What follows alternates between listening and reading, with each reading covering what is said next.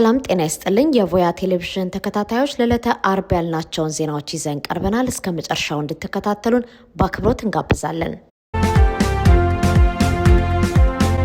የሰሜን ኢትዮጵያው የተቀየረ የፖለቲካ ትምህርትና አዳዲስ ጥምረቶች ሲብራራ ሪፖርተር በመሃዲ አልዛግዳዲ ዛሬ በአልጀዚራ ላይ ያወጣ መሆኑን ሙሉን ለግንዛቤ ያቀረበ መሆኑን እንገልጻለን። ከ2000 እስከ 2002 ባለው ጊዜ ውስጥ ህዝባዊ ወያነ ሓርነት ትግራይ ህወሓት ከኢትዮጵያ ፌዴራል መንግስት እንዲሁም ከመንግስት አጋሮች ከነበሩት ከኤርትራና ፋኖ ጋር በመባል ከሚታወቁ የአማራ ታጣቂ ቡድን ጋር ደም አፋሳሽ ጦርነት አድርጎ ነበር። ከ4 ዓመታት ባነሰ ጊዜ ውስጥ ግን የኢትዮጵያ ፌዴራል መንግስት እነዚሁ የቀድሞ አጋሮቹን ህወሓትን በመደገፍ እየከሰሳቸው ሲሆን ይህ ደግሞ በሰሜን ኢትዮጵያ ያለው የትብብርና የጥምረት ካርታ በአዲስ መልክ ቀይሮታል። ታዲያ በዚህ አዲስ ባገረሸው ውጥረት ውስጥ የኢትዮጵያን ፌዴራል መንግስት እየተጋፈጡ ያሉት ተዋናዮች እነማን ናቸው? ህወሓት በመጋቢት 2025 እንደ አውሮፓውያን አቆጣጠር በዶክተር ደብረጽዮን ገብረ ሚካኤል የሚመራው የትግራይ መከላከያ ኃይል ታጣቂዎች በመቀሌ የሚገኘውን የክልሉን ሬዲዮ ጣቢያና የከንቲባ ጽህፈት ቤት እንዲሁም በኤርትራ ድንበር አቅራቢያ የሚገኙ በርካታ ከተሞችን ተቆጣጠሩ። የአፍሪካ ስትራቴጂካዊ ጥናቶች ማዕከል እንዳስታወቀው ከነዚህ መካከል የሰሃርቴ ወረዳ ክፍሎችና በክልሉ በህዝብ ብዛት ሁለተኛ የሆነችው የአዲግራት ከተማ ይገኙበታል። የሰላም ስምምነቱ ሁሉም የውጭ ኃይሎች ከኢትዮጵያ ግዛት እንዲወጡ የሚያዝ ቢሆንም ኤርትራ አሁንም በድንበር አካባቢ የሚገኙትን የኢሮብና ሽራሮ ወረዳዎችን የተወሰኑ ክፍሎች ተቆጣጥራ እንደምትገኝ ማዕከሉ አክሎ ገልጿል። በጥቅምት 2005 የኢትዮጵያ ውጭ ጉዳይ ሚኒስቴር ለተባበሩት መንግስታት ድርጅት በላከው ደብዳቤ ህወሓትና ኤርትራ በሰሜን ወሎ አካባቢ ግስጋሴ እያደረገ ያለውን የፋኖ ኃይል በገንዘብ በመደገፍ በማደራጀትና በመምራት ከሷቸዋል። የኢትዮጵያ የውጭ ጉዳይ ሚኒስትር ለተመድ ዋና ጸሐፊ አንቶኒዮ ጉተሬዝ በላኩት በዚህ ደብዳቤ ይህ የተባለው ቅንጅት በቅርብ ወራት ውስጥ ይበልጥ ግልጽ እየሆነ መምጣቱን ጠቅሶ በግንባሩ ህወሓት ውስጥ ያለው ጽንፈኛ ቡድንና የኤርትራ መንግስት በኢትዮጵያ ላይ ጦርነት ለመክፈት እየተዘጋጁ ነው ሲሉ ወንጅሏል። አዲስ ስታንዳርድ የተሰኘው ጋዜጣ እንደዘገበው ደብዳቤው ሁለቱ ወገኖች በመስከረም ወር የፋኖ ኃይሎች በአማራ ክልል የምትገኘውን የወልዲያን ከተማ ለመቆጣጠር ያደረጉትን ሙከራ መደገፋቸውን ኮንኗል። እንዲሁም የህወሓት አመራሮችና ታጣቂዎች በዘመቻው በቀጥታ መሳተፋቸውን አመላክቷል። ዶክተር ደብረጽዮን ክሱን ውድቅ በማድረግ ደብዳቤው የፌዴራል መንግስቱ የሰላም ስምምነቱን ላለማክበሩ ትኩረት ለማስቀየስ የታሰበ የተፈበረከ ታሪክና የስም ማጥፋት ዘመቻ ነው ብለዋል። ይህን ድርጊት አደገኛ የሆነ የታሪክ ማዛባት እንዲሁም አጥቂውን እንደ ተጠቂ ተጠቂውን ደግሞ እንደ አጥቂ አድርጎ ለማቅረብ የተደረገ ሙከራ ሲሉ የጠሩት ደብረጽዮን የፌዴራል መንግስቱ ትግራይን ለማተራመስ አዳዲስ ታጣቂዎችን እያሰለጠነ መሆኑ አክለዋል። የፋኖ ታጣቂዎች ፋኖ አንድ ወጥ የሆነ ማዕከላዊ አመራር የሌለው መደበኛ ያልሆነ የአማራ ብሔርተኝነት የትጥቅ አውታር ነው። ቡድኑ አሁን ባለው ቅርጽ ብቅ ያለው እንደ አውሮፓውያን አቆጣጠር በ2016 በአማራ ክልል በተካሄዱ ተቃውሞች ወቅት ነበር። ቢቢሲ የፋኖን የጉዞ መስመር ከትብብር ወደ መቆራረጥ የተደረገ ሽግግር ነው ሲል ገልጸዋል። ታጣቂዎቹ ቀደም ሲል ህወሓትን ለመዋጋት ከጠቅላይ ሚኒስትር አብይ አህመድ መንግስት ጋር አጋር የነበሩ ሲሆን ቆይቶ ግን ትጥቅ እንዲፈቱ የተደረገው ጥረት በመቃወምና የአማራን ህዝብ መንግስት ያደርስበታል ካሉት በደል እየተከላከሉ መሆኑን በመግለጽ ከመንግስት ጋር ተፋጠዋል። ከዚህም ባለፈ ፋኖ የአብይ አህመድን መንግስት ከስልጣን የማስወገድ አጀንዳውን እያሰፋ እንደሚገኝና ይበልጥ ገዳይ የሆኑ ጥቃቶችን እያካሄደ መሆኑን ቢቢሲ ዘግቧል።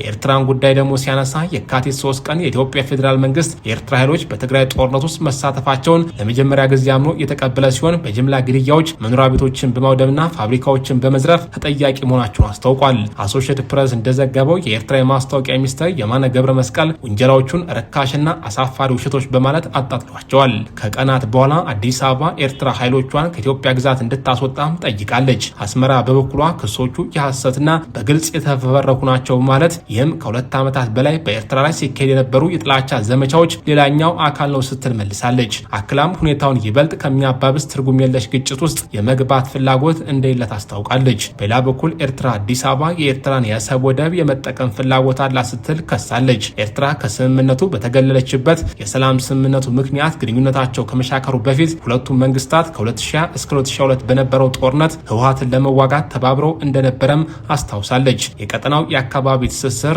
ስንመለከት ደግሞ ኢንተርናሽናል ክራይሲስ ግሩፕ እነዚህን አዳዲስ የፖለቲካ ትምህርቶች ከሰፊው የቀጠናው አውድ ጋር በማያያዝ ይመለከታቸዋል። የጠቅላይ ሚኒስትር አብይ መንግስት ከሱዳን ፈጣን የድጋፍ ሰጪ ኃይል ጋር ወዳጅነት ካላቸው የቀጠና ኃይሎች ጋር የቀረበ ግንኙነት እንዳለው ተቋሙ ያነሳል። በአንጻሩ ኤርትራ ከሱዳን ጦር ጋር ያበረች ሲሆን በአባይ ውሃ ሀብት ውዝግብ ምክንያት የአዲስ አበባ ተቀናቃይ ከሆነችው ግብጽ ጋር ጠንካራ ትስስርን ፈጥራለች። በዚህ ሳምንት መጀመሪያ ላይ በምዕራብ ትግራይ አዲስ ውጊያ የተቀሰቀሰ ሲሆን ግጭቱን ማን ጀመረው በሚለው ዙሪያ የኢትዮጵያ መንግስትና ህወሓት እርስ በርስ እየተወነጃጀሉ ነው።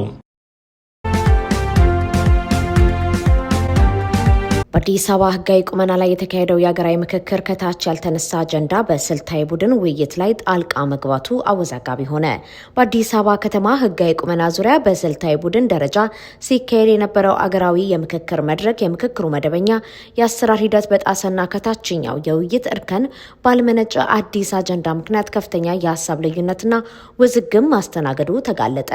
ከጥቃቅን ቡድኖች ደረጃ ጀምሮ ያልተነሱ ሀሳቦች በቀጥታ በስልታዊ ቡድን ቃለ ጉባኤ ላይ እንዲካተቱ መገደዱ በምክክሩ ግልጽነትና ታማኝነት ላይ ከባድ ጥያቄ ያስነሳ ክስተት ሆኗል። ቀደም ሲል በነበሩት የምክክር ሂደቶች ለአዲስ አበባ ህጋዊ ቁመና በስፋት ቀርበው የነበሩ ሁለት ተቃራኒ አማራጮች አዲስ አበባ የፌዴራል ከተማ ሆና ራሷን በራሷ ታስተዳድርና አዲስ አበባ የኦሮሚያ ክልል አካል ትሁን የሚሉ ነበሩ። ይሁን እንጂ 250 አባላት ባላቸው ሁለት የስራ ቡድኖች በተካሄደው ውይይቶች አዲስ አበባ የፌዴራል ከተማ ትሁን የሚለው አማራጭ ከፍተኛ የድጋፍ ሚዛን እየደፋ መምጣቱን ተከትሎ የምክክሩ አቅጣጫ ተቀይሯል። ሁለተኛው የኦሮሚያ ክልል አካል ትሁን የሚለው አማራጭ ሲደግፉ የነበሩ ተመካካሪዎች ይህንን ብልጫ ሲረዱ ከጥቃቅንና ንዑስ ቡድኖች ውይይት ላይ ጭራሹ ያልተነሳውን አዲስ አበባ የፌዴራል ከተማ እንዲሁም የኦሮሚያ ክልል ዋና ከተማ መቀመጫ ትሁን የሚል አዲስ ምክረ ሀሳብ በማምጣት በቃለ ጉባኤው እንዲመዘገብላቸው አጥብቀው ጠይቀዋል። አጀንዳውን ያነሱት አካል ይህን ጉዳይ አዲስ አለመሆኑን በመግለጽ አሁን ያለው ነባራዊ ሁኔታ ህገ መንግስታዊ ማረጋገጫ ይሰጠው የሚል መከራከሪያ አቅርበዋል። ይህ ከስር መሰረቱ የውይይት ሂደት የጣሰ ጥያቄ በሌሎች ተመካካሪዎች ዘንድ ጠንካራ ተቃውሞ ገጥሞታል። ተቃዋሚዎቹ ይህ ምክረ ሀሳብ በንዑስ ቡድን ደረጃ ያልተነሳ በመሆኑ በቃለ ጉባኤ ላይ ሊያዝ አይገባም ከማለታቸውን ባሻገር መዋቅራዊ ህገ መንግስታዊ መከራከሪያቸውን አንስተዋል። በተለይም አንድ ከተማ የፌዴራልም የክልልም ከተማ መሆን አትችልም፣ እንዲሁም የክልሎች መቀመጫን የተመለከተ ጉዳይ በፌዴራል ህገ መንግስት ላይ ሊካተት አይገባም፣ ክልሉ ይህንን በራሱ ህገ መንግስት ብቻ ማካተት ይችላል ሲሉ ሞግተዋል። በተጨማሪም አዲስ አበባ ህብረ ብሔር ከተማ ናት እያልን ለአንድ ክልል ልዩ ጥቅም የሚያስገኝ ውሳኔ አናስተላልፍም በማለት አዲሱ ምክረ ሀሳብ በቃለ ጉባኤ ላይ መካተት እንደሌለበት አጥብቀው ተከራክረዋል። ይህ አጀንዳን ከላይ ወደ ታች የመጫን አካሄድና የፈጠረው የሀሳብ ልዩነት የምክክር ሂደቱ በተለያዩ ጊዜያት እንዲቋረጥ አድርጎ ቆይቷል። በመጨረሻም የሀገራዊ ምክክር ኮሚሽን ኮሚሽነሮች በተፈጠረው አለመግባባት ጣልቃ በመግባት ምክረ ሀሳብ እንዲያጠናቅሩ የተመረጡ ተመካካሪዎችን ለብቻ በማነጋገር ይህ አወዛጋቢ ምክረ ሀሳብ እንደ አማራጭ ተቀምጦ ወደ ቀጣዩ ምዕራፍ እንዲሸጋገር መወሰናቸው ታውቋል። ይህ የኮሚሽነሮቹ ውሳኔ ኮሚሽኑ የተቋቋመበትንና ከታች ወደ ላይ የህዝብን ድምፅ ለመስማት የታለመው መርህ የሚጻረር ከመሆኑ በላይ ፖለቲካዊ ፍላጎቶችን ለማርካት ሲባል የአሰራር ግልጽነት የጣሰ እርምጃ ነው የሚል የሰላ ትችት አስከትሏል። በሸገር ከተማ ፉሪ አካባቢ ህጋዊ አሽከርካሪዎችና የአካባቢ ወጣቶች በባለስልጣናት ህገወጥ ብዝበዛና እንግልት እየተፈጸመብን ነው ሲሉ አጋለጡ። በኦሮሚያ ክልል ሸገር ከተማ አስተዳደር ስር በሚገኘው የፉሪ ክፍለ ከተማና ወረዳ ውስጥ የአካባቢው ባለስልጣናት ስልጣናቸውን ተገን በማድረግ ህጋዊ ግብር ከፋይ አሽከርካሪዎችን እያስገደዱ ገንዘብ እንደሚቀበሉና ወጣቶችን ከስራ እንደሚያፈናቅሉ ነዋሪዎችና ሰራተኞች ቅሬታቸውን አሰሙ። የአካባቢው ምንጮች ባወጡት መረጃ መሰረት ህጋዊ ታርጋ ወይም ታፔላ ለጥፈው ግብር እየከፈሉ የሚሰሩ የትራንስፖርት አሽከርካሪዎች ላይ የዘረፋ ያህል የሆነ አግባብነት የሌለው የገንዘብ ጥያቄ እየቀረበባቸው ይገኛል። ባለስልጣናቱ ገንዘቡ የከተማው ገቢ ነው በሚል ሰበብ ከየታክሲው በግዴታ እያስከፈሉ መሆኑን ተጎጂዎች ይገልጻሉ። ከዚህ ቀደም በስፍራው ተደራጅተውና ለመንግስት ግብር እያስገቡ ይሰራሉ የነበሩ ስራ አጥ የአካባቢ ወጣቶች በዚሁ የጥቅም ትስስር ምክንያት ከስራቸው መባረራቸው ተጋልጧል። ወጣቶቹን ከስራ በማፈናቀል ባለስልጣናቱ ራሳቸው የገቢ ምንጩን እንደተቆጣጠሩት የሚያነሱት ቅሬታ አቅራቢዎቹ እነዚህ ወጣቶች ከዚህ ከተፈናቀሉ የት ሄደው ምን ሰርተው ሊኖሩ ነው ሲሉ አጣብቂኝ ውስጥ የገባውን የወጣቱን የኑሮ ሁኔታ በስጋት ያነሳሉ። በዚህ አስተዳደራዊ በደልና ህገወጥ የገንዘብ ማሰባሰብ ላይ ጥያቄ የሚያነሱና መብታቸውን የሚጠይቁ ዜጎች ላይ የሚወሰደው እርምጃ እጅግ አሳሳቢ መሆኑ ተነግሯል። ትክክለኛ ጥያቄ የሚያነሱ ሰዎችን በወቅታዊ የጸጥታ ሁኔታ ስም በማሰባሰብና በማስፈራራት ወደ እስር ቤት እንደሚወረወሩ አልፎም በግዴታ ወደ ጦር ግንባር እንዲላኩ እንደሚደረግ ምንጮች አጋልጠዋል። ለዚህ ሁሉ ህገወጥ አሰራርና እንግልት በዋናነት ለማ የተባሉ የአካባቢው ኃላፊና ተባባሪዎቻቸው ተጠያቂ መሆናቸውን የገለጹት ነዋሪዎቹ ወጣቱ ሰርቶ እንዳይበላ ስርዓቱ ራሱ እንቅፋት እየሆነበት መሆኑን ተናግረዋል። ይህን ህገወጥ ተግባር የሚመለከተው ከፍተኛ የመንግስት አካል በአስቸኳይ አጣርቶ ተገቢውን ህጋዊ እርምጃ እንዲወስድና የተማረረውን ማህበረሰብ እንዲታደግ ጥሪያቸውን አቅርበዋል። ትብብር ለኢትዮጵያ አንድነት ፖለቲከኞች እስር ላይ ያለውን ስጋት በመግለጽ መንግስት ሰላማዊ ታጋዮችን እንዲፈታ ጠየቀ። ትብብር ለኢትዮጵያ አንድነት የተሰኘው ስብስብ በቅርቡ 3 ሰላማዊ የፖለቲካ ታጋዮች መታሰራቸውን ተከትሎ ባወጣው መግለጫ ድርጊቱ በሀገሪቱ የፖለቲካ ምህዳር ላይ ከፍተኛ አሉታዊ ጫና እንደሚያሳድር ገልጾ መንግስት የታሰሩትን ግለሰቦች ያለ ቅድመ ሁኔታ እንዲፈታ አሳሰበ። ስብስቡ በዚሁ ወቅታዊ መግለጫው የሰላማዊ ትግል በሮችን በሙሉ ዘግቶ የጦርነት በሮች እንዲከፈቱ ሳይታክት የሚሰራ አለ ወይ ሲል ጠንከር ያለ ጥያቄ አቅርቧል። ስብስቡ ነሐሴ 1 ቀን 2018 ባወጣው መግለጫ እንዳመለከተው በሰላማዊ የፖለቲካ ትግል ለውጥ ማምጣት ይቻላል ብለው የሚያምኑት አቶ አበበ አካሉ፣ አቶ ይስሐቅ ወልዳይና ጠበቃ አበራ ንጉስ ሐምሌ 27 ቀን 2018 ዓ.ም ለእስር መዳረጋቸው በህዝቡ ዘንድ ከፍተኛ ድንጋጤ ፈጥሯል። ይህንን ክስተትም እጅግ አስደንጋጭ ሆኖ እንዳገኘው አስታውቋል። አሁን ስራ ላይ ባለው ህገ መንግስት አንቀጽ 29 ንዑስ አንቀጽ 2 ላይ ማንኛውም ሰው ያለማንም ጣልቃ ገብነት ሀሳቡን በነጻነት የመግለጽ በምንም አይነት የማሰራጫ ዘዴ መረጃን የመሰብሰብ የመቀበልና የማሰራጨት መብቱ የተረጋገጠ መሆኑ መግለጫው አስተውሏል። ይሁን እንጂ አሁን ባለው ተጨባጭ ሁኔታ ከህገ መንግስቱ ባፈነገጠ መልኩ ከውዳሴ በስተቀር ምንም አይነት የተቃውሞና የትችት ድምጾች እንዳይሰሙ ማሳደድ ያልተጻፈ ህግና መርህ መሆኑን ስብስቡ በመግለጫው አትቷል። ይህ አካሄድ ሰላማዊ ትግል ሙሉ በሙሉ ተዘግቶ ሌሎች አማራጮች እንዲናኙ የሚሰራ ግራ ኃይል ተፈጥሯል ወይ የሚል ጥርጣሬ እንዳሳደረበት ትብብር ለኢትዮጵያ አንድነት በግልጽ አስቀምጧል። በመሆኑ መንግስት በጠባብ ቀዳዳ የምትታየውን የፖለቲካ ምህዳር ጭራሹኑ ከማጥፋት ክፉኛ ሊጠነቀቅ ይገባል በማለት በእስር ላይ የሚገኙት የሰላማዊ ፖለቲካ ታጋዮች የዋስትና መብታቸው ተከብሮ ያለምንም ቅድመ ሁኔታ በአስቸኳይ እንዲፈቱ ጥሪውን አስተላልፏል። የአሜሪካ የሀገር ውስጥ ደህንነት መምሪያ አደገኛ ወንጀል የፈጸሙ 5 ህገወጥ ስደተኞችን ከሀገሩ አባረረ። የአሜሪካ የሀገር ውስጥ ደህንነት መምሪያ DHS በሐምሌ ወር 2026 የመጨረሻ ሳምንት ውስጥ ከሀገሪቱ ካባረራቸው 5 ከባድ ወንጀል የፈጸሙ ህገወጥ ስደተኞች መካከል አባይ ታፈሰ የተባለ ኢትዮጵያዊ ይገኝበታል። ግለሰቡ ሐምሌ 29 ቀን ከሀገር የተባረረ ሲሆን ቢያንስ 5 ኪሎ ግራም ኮኬን፣ 50 ግራም ቤዝ እና 50 ግራም ሜታፌታሚን የተባለ አደገኛ እጾች ለማከፋፈል በማሰብ ይዞ በመገኘት ወንጀል ተከሶ ፍርድ ቤት እንደተፈረደበት ተገልጿል። መምሪያው አባይ ታፈሰን ጨምሮ ከሜክሲኮ፣ ላኦስ፣ ህንድና ሆንዱራስ የመጡ 5 ህገወጥ የውጭ ዜጎችን አባሯል። እነዚህ ግለሰቦች ከነፍስ ግድያና ጾታዊ ጥቃት ጀምሮ እስከ አደገኛ እጽ ዝውውርና ዝርፊያ በሚደርሱ ከባድ ወንጀሎች የተፈረደባቸው መሆናቸው ታውቋል። የተባረሩት ሌሎች ግለሰቦች መካከል ሐምሌ 31 የተባረረው ሜክሲካዊው ኤስቴፓን ዴሜሲዮ ሄርናንዴዝ በሁለተኛ ደረጃ የነፍስ ግድያ፣ በከባድ የተሽከርካሪ ወንጀልና አደንዛዥ እጽ ወይም አልኮል ጠጥቶ በማሽከርከር የተፈረደበት ነው። የላኦስ ዜጋ የሆነው ሱቫንግ በአንደኛ ደረጃ የጾታ ጥቃት ወንጀል ምክንያት ሐምሌ 28 ተባሯል።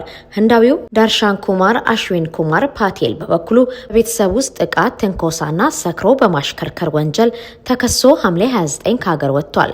ከሆንዱራስ የመጣው ዊልሰን አሚልካር ቫስኬዝ ካባሌሮ በዝርፊያ የተሰረቀ ንብረት በመያዝ ሰክሮ በማሽከርከር አደጋ አድርሶ በማምለጥ እንዲሁም ወደ አሜሪካ በህገወጥ መንገድ ዳግም በመግባት ወንጀል ተፈርዶበት ሐምሌ 27 ተባሯል። የሀገር ውስጥ ደህንነት ጸሐፊ ማርክ ዌይን ሙሊን እርምጃውን አስመልክተው በሰጡት መግለጫ የፕሬዝዳንት ዶናልድ ትራምፕ አስተዳደር የህግ ማስከበር አጀንዳውን አጠናክሮ መቀጠሉን አረጋግጠዋል።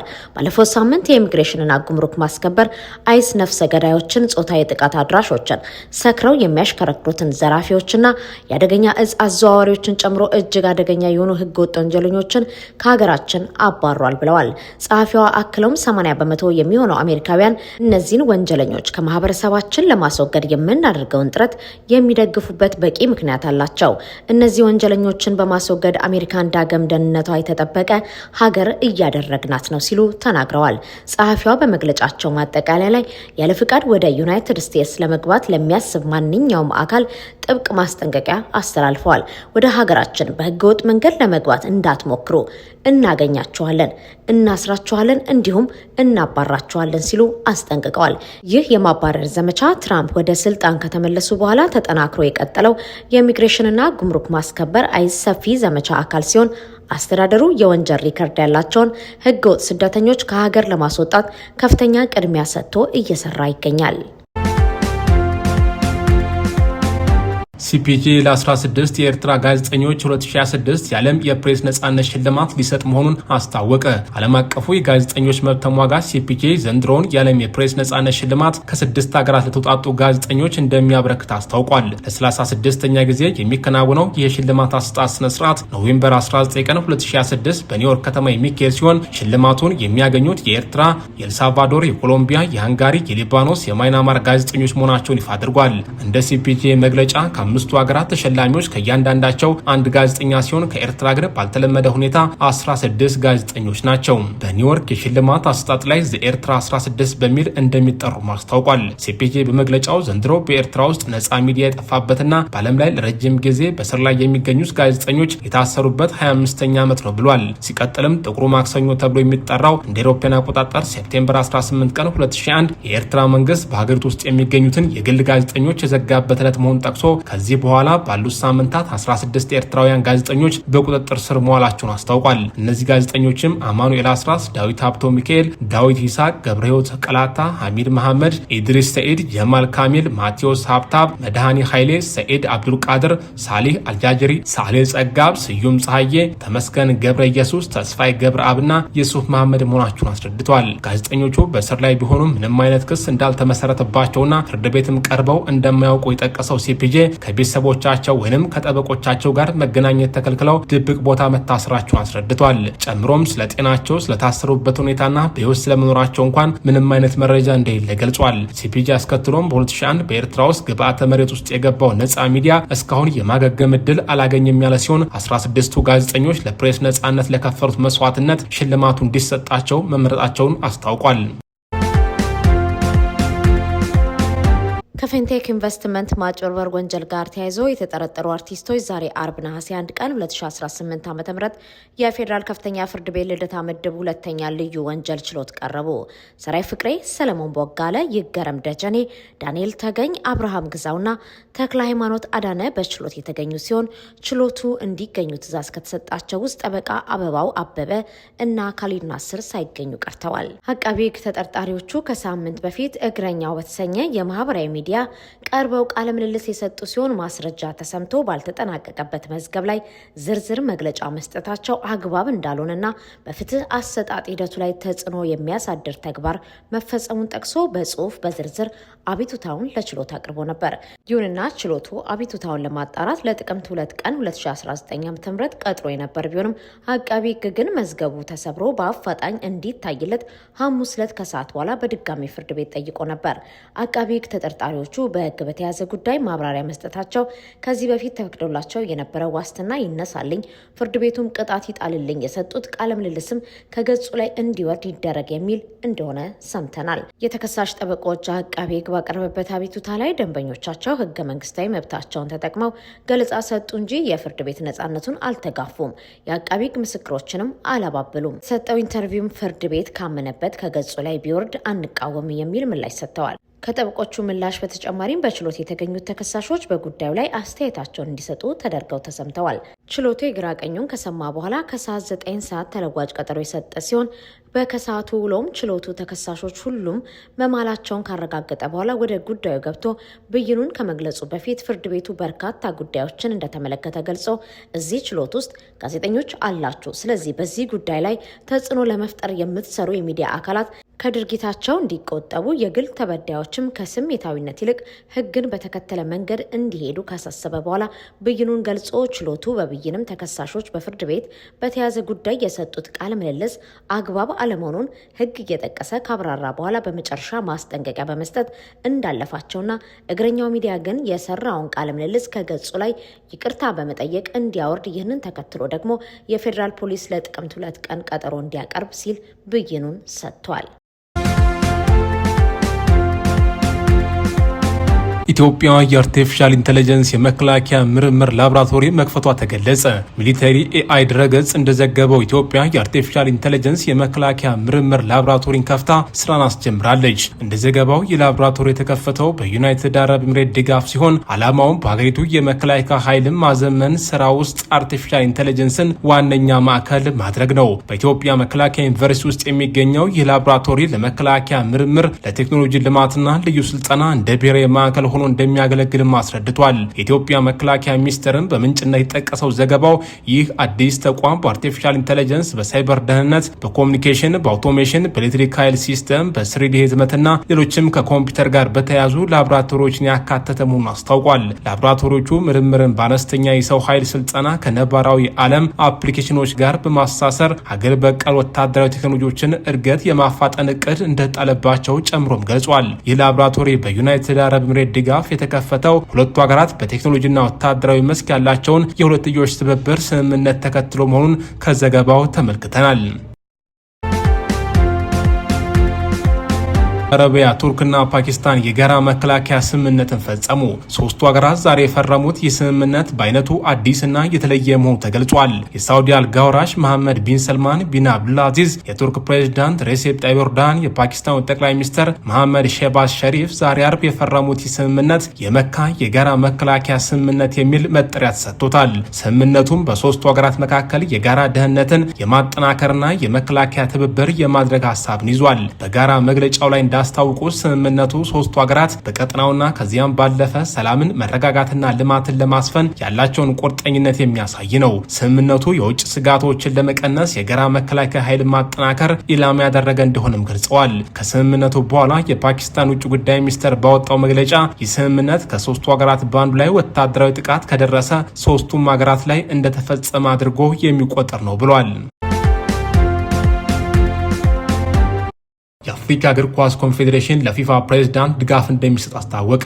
የአፍሪካ እግር ኳስ ኮንፌዴሬሽን ካፍ ለፊፋ ፕሬዝዳንት ጃኒ ኢንፋንቲኖ በሙሉ ድምፅ ድጋፍ ለመስጠት መወሰኑ ተገልጿል። በኢንፋንቲኖ አመራር ላይ በመላው ዓለም ተቃውሞ እየተነሳ ባለበት በዚህ ወቅት ካፍ ተቃራኒ አቋም በማንጸባረቅ ፕሬዝዳንቱን ደግፏል። ካፍ ይህን አቋሙን ዛሬ ይፋ ያደረገው የአውሮፓ እግር ኳስ ማህበር ኢንፋንቲኖን በስልጣን ላይ የሚቆዩ ከሆነ በፊፋ ውድድሮች ራሱን እንደሚያገል ማስታወቁን ተከትሎ ነው። ለሀገሪቱ እግር ኳስ እድገት ያበረከቱት አስተዋጽኦ ያደነቀው ካፍ የፊፋ ፕሬዝዳንት ዋና ጸሐፊ ያቀረቡለትን ወቅታዊ ገለጻ እንደተቀበለውም አስረድቷል። በዚህም በፊፋ ውስጥ ግልጽነት ያለው መልካም አስተዳደር ለማስፈን የሚደረገው ጥረት እንደሚደግፍ አስታውቋል። የካፍ ፕሬዝዳንት ፓትሪክ ሙሴፕ ሲናገሩ ለእኛ ለአፍሪካውያን በአስተዳደርና በፍትህ ሂደት ውስጥ ግልጽነት ለድርድር የማይቀርብ ነው። ስለዚህም ከመንግስቶቻችን፣ ከንግድ ድርጅቶቻችንና ከሌሎችም ተቋማት ጋር ይህንን እንጠብቃለን ያሉ ሲሆን ካፍ እነዚህም መርሆችን በማክበር ከፊፋ ከአባል ማህበራትና ሌሎችም አህጉራዊ ኮንፌዴሬሽኖችና የእግር ኳስ ባለድርሻ አካላት ጋር መስራቱ እንደሚቀጥል ገልጿል። በጉዳዩ ላይ የካፍ ስራ አስፈጻሚ ኮሚቴ ውይይት አድርጎ በሙሉ ድምፅ ለኢንፋንቲኖ ድጋፍ ለመስጠት ውሳኔ እንደደረሰም አስታውቋል። የወረቀት ስምምነት የሳውዲን ደህንነት አያረጋግጥም ሲሉ የኢራን ባለስልጣን ተናገሩ። የኢራን የፓርላማ አባል ኢብራሂም ራዛኢ በኤክስ ገጻቸው ላይ ሳውዲ አረቢያ ዛሬ ከቱርክና ከፓኪስታን ጋር የፈጸመችውን ወታደራዊ ትብብር ስምምነት የወረቀት ስምምነት በማለት የገለጹ ሲሆን ይህ ደህንነቷን እንደማያስከብር አስታውቋል። የኢራን ባለስልጣን ከዚህ ቀደም ሳውዲ አረቢያ ከአሜሪካ ጋር የነበራትን ስምምነትና በአሜሪካ መመካቷን አውስተው የሪያድ መንግስት ከውጭ ሀገራት ደህንነት ጥበቃ ከመፈለግ ይልቅ ፖሊሱን ቢያሻሽል ያዋጠዋል ብለዋል። ይሁን እንጂ ቱርክ ከሳውዲ አረቢያ ከፓኪስታን ጋር ያደረገችው ስምምነት የመከላከል ባህሪ ያለው እንደሆነ ገልጻ የትኛውም ሀገር ኢላማ ያደረገ አይደለም ብላለች። የቱርክ ፕሬዝዳንት ጽህፈት ቤት የኮሚኒኬሽን ዳይሬክተሩ ብርሃንቲን ዱራን በኤክስ ገጻቸው ላይ የመካ ስምምነት በማንኛውም የተወሰነ ሀገር ላይ ያነጣጠረ ሳይሆን የሶስቱን ሀገራት የጋራ ደህንነትና መከላከያ የሚያጠናክር ነው። በዚህም በቀጠናችን ሰላምና መረጋጋት ለማስጠበቅ ከፍተኛ አስተዋጽኦ ያደርጋል ብለዋል። የክርስቲያኖ ሮናልዶ ሰርግ አነጋጋሪ ሆኗል። ክርስቲያኖ ሮናልዶ ጆርጂና ሮድሪጌዝን በዚህ ሳምንት የመጨረሻ ቀናት ጋብቻቸው እንደሚያከናውኑ በስፋት እየተነገረ ነው። ለ10 ዓመታት ያህል አብረው የኖሩ ጥንዶቹ 5 ልጆችን እያሳደጉ ቢሆንም የሰርጋቸው በዓል የሮናልዶ የትውልድ ስፍራ በሆነችው ደሴት ለማድረግ መምረጣቸውም ተነግሯል። የሰርጉ ስነ ስርዓት በፈንቸል በሚገኘው ባለ 5 ኮከብ ሳቫይ ፓላስ ሆቴል ውስጥ እንደሚከናወን ዴሊ ሜሪ ዘግቧል። እንደ ዘገባው ከሆቴሉ ዝግጅት በፊት ሙሽሪት በሜዴራ ደሴት ዋና ከተማ ፈንቸል በሚገኘው ካቴድራል ውስጥ ቬሎዋን ለብሳ በህዝብ መሃል ትራመዳለች። ካቴድራሉ 800 ሰዎችን የመያዝ አቅም ያለው በዚህ ካቴድራል ሃይማኖታዊ የጋብቻ ስነ ስርዓት ከተደረገ በኋላ ሙሽሮቹ ከካቴድራሉ በመኪና 5 ደቂቃ ወይንም በእግር 15 ደቂቃ ወደሚርቀው ባለ 5 ኮከብ የቅንጦት ሆቴል እንደሚጓዙ ዘገባው አስረድቷል። ሙሽሮቹ በዚህ ሆቴል የላይኛው ክፍል በሚገኘው ሪዘርቭ ወይንም በሆቴል ውስጥ ሌላ ሆቴል ውስጥ ቆይታ እንደሚኖራቸው የጠቀሰው ዘገባው ይህ ቦታ ለቤተሰቡ ምቹ እንደሚሆን አስታውቋል። የራሱን ጃካራንዳ ላውንጅ፣ ትልቅ መዋኛ ገንዳ፣ የግል መመገቢያና የግል አስተናጋጆች ላሉት ለዚህ ክፍል የአንድ ቀን መቆያ ዋጋ 1100 ፓውንድ እንደሆነ የጠቆመው ዘገባው የሰርግ ስነስርዓቱ በዚህ ሆቴል ምሽት ላይ በሚከናወን የራት ግብዣ እንደሚጠናቀቅ ገልጿል። ከሆቴሉ የቅንጦት ቦታዎች አንዱ በሆነው ትልቁ አዳራሽ ውስጥ 1000 ያህል እንግዶች እንደሚታደሙም አስረድቷል። ዴይሊ ሜል ጋዜጣ ይህንና መሰል የሰርጉን ዝርዝሮችን ለንባብ ያበቃ ቢሆንም ጉዳዩን አነጋጋሪ ያደረገው ጥንዶቹ ስለ ሰርጉ ምንም ማረጋገጫ ያልሰጡ መሆናቸውን ነው። እንዲሁም የሮናልዶ እህቶች የሆኑት ካቲያና ኢላማ ጥንዶቹ በዚህ ዓመት ሰርጉን እንደማያደርጉ ተናግረዋል። ጋብቻው ይደረግበታል የተባለው ካቴድራልም ቅዳሜም ሆነ እሁድ በሮናልዶ ሮድሪጌዝ ስም የተመዘገበ የጋብቻ ቀጠሮ እንዳልያዘም ተገልጿል።